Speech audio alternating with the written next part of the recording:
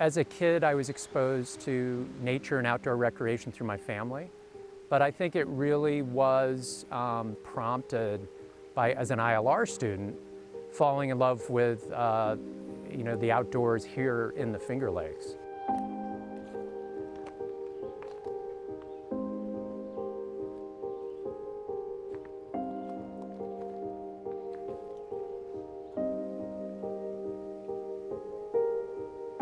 I then moved into the conservation field and learned the ropes in Connecticut and saw areas that were really suffering, not from development per se, but poorly planned development.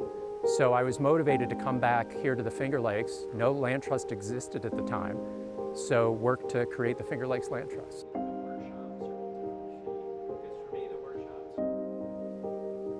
Well, the Land Trust worked with landowners and local communities to conserve those lands that really define the character of an area. So in the Finger Lakes, that means our last undeveloped shoreline, our rugged gorges, scenic farmland, and oldest forests. And our land trust works in three ways. We acquire land and open to the public as nature preserves that we keep forever. We also use a tool called a conservation easement to limit development on land that remains in private ownership. And then the third way is in places like here at Bell Station, we partner with local government, the state, the federal government, other nonprofits to be a catalyst for these kinds of projects.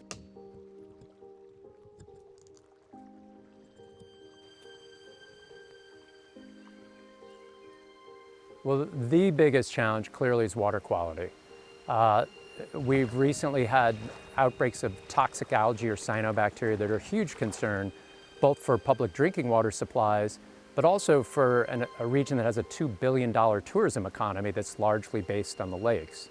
So we have shifted our emphasis a bit to really prioritize projects that conserve land, but also are important to preserve water quality as well.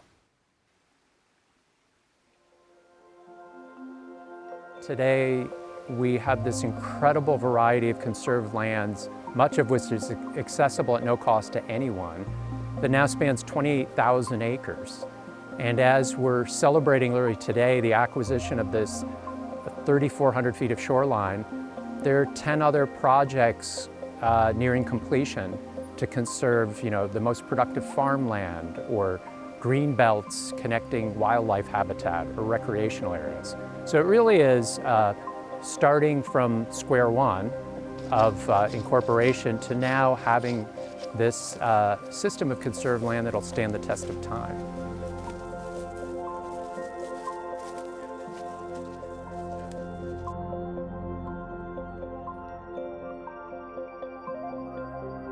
The real challenge is those many thousands and thousands of acres that will remain in private ownership.